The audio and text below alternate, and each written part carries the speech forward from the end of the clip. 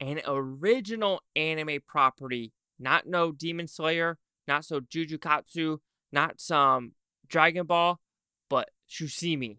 Shushimi. I'm like, suck at English, so why would I be good at Japanese?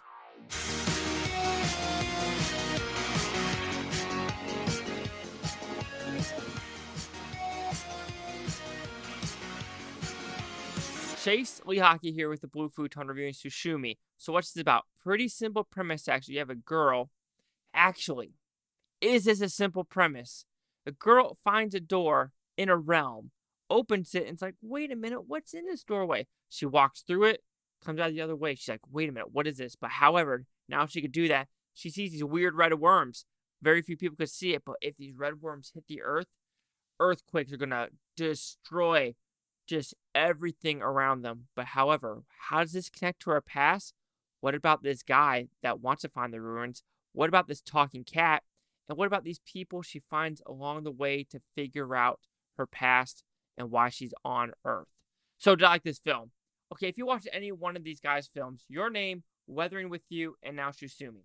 To me, when I saw Your Name, blew me out of the water. I mean, the ending, the overall messaging of the movie, I was just like, for that movie. Weathering with You, I was like, okay, this is kind of cute little movie.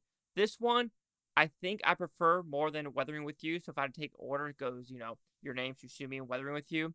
But this movie is gorgeous looking, great messaging. You could say the 2 hours and 2 minutes might be a little bit too long, but I just think an overall experience, it's a fantastic looking movie, fantastic just messaging, like I said before, some good humor, and just a solid animated feature to come out in April. So when exploring the positives, you gotta talk about the animation of this movie. It's gorgeous. There is just so many different styles of animation in this film. Most of it's the same, kind of the original anime style. But there's this one where the worms are kind of going through the sky and it turns to almost like a 2D model. It's very different and it kind of caught me off guard. I'm like, oh, where do they kind of do something different? But it really looks cool. But the color scheme, the purples, the blues, when they're in this weird like doorway realm, it is absolutely fantastic and just one of a kind. You're just like, I don't think there's any American animated films that will ever look like this, even if we tried. I mean, you could say like Turning Red tried. You could say like the Spider-Man Into the Spider-Verse tried, but they don't give you the immersive experience as these Japanese studios do. Which, side note, there's a DreamWorks movie about a mermaid and a kraken that comes out. It looks horrible. So that was just a trailer, and I was like, this movie looks horrible. But when we're looking at this, then you look at the characters. Each character in this film, you are very intrigued with.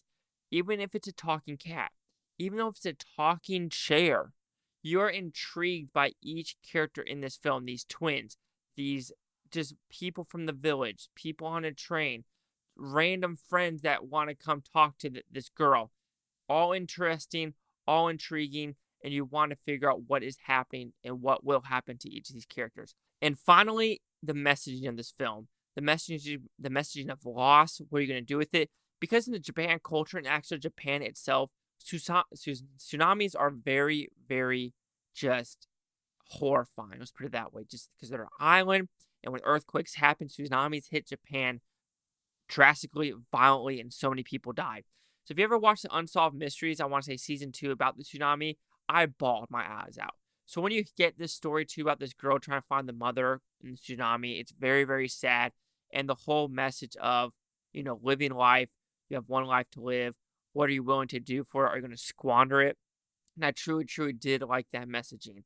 I could say, though, with this story being 2 hours and, 2 minutes, it does drag in the second act a little bit. And you're like, okay, what are we trying to go with? And there is something that happens, I would say, at the third act at a rest stop where another cat comes into play. It's almost like another demigod, or if you want to put it that way. And I was a little bit confused where it came from and how it possessed people and why it possessed that person and just the whole dynamic of that. It didn't really explain it unless I completely missed it, because the whole thing is about someone touching this, it's not called a realm, but a pendant. I don't know what it's called. I've totally forgot what it's called, but if you touch it, it comes to life. And that's why this cat kind of went crazy of like, I want you to do this kind of quest kind of thing.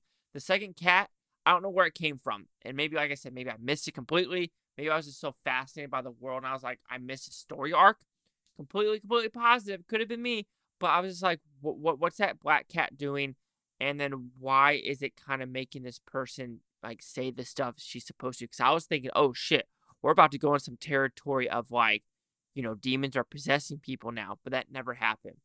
And when comparing this to Weathering with You and or Your Name, it felt like Your Name had way more of a just human-esque punishment, if you know what I mean. Like, there's something really bad going to happen to this world, and they show it.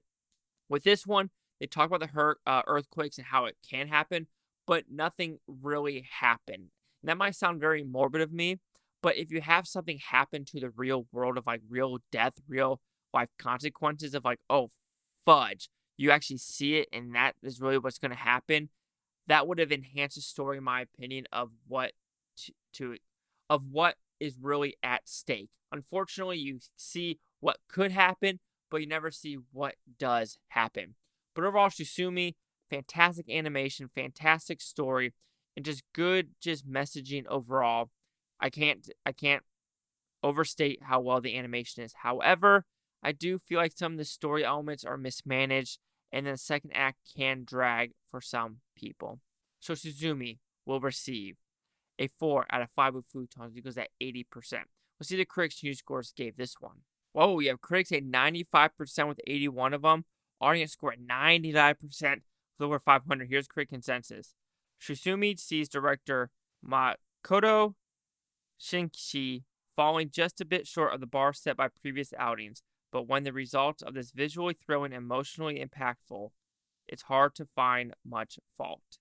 I'm curious, the critics 3 out of 4s, 80% 3 out of 5, 8 out of 10. So they're also giving the 80s like I do. So yeah, but when you have the concise score of just the positives, you have the 95, the 99, and the 80. Chase Talk with the Blue Futon. Like, comment, subscribe. Hope no things Futon. Hope you Blue Futons. Thank you for a great day now. I don't care if you're watching it today, tomorrow, a week from now, a month from now, a year from now. I love every single one of you. Which movies of his do you like the best? Is it Your Name? Is it Weathering with You? Is it Suzume? To me, it's Your Name. Hand motherfreaking down.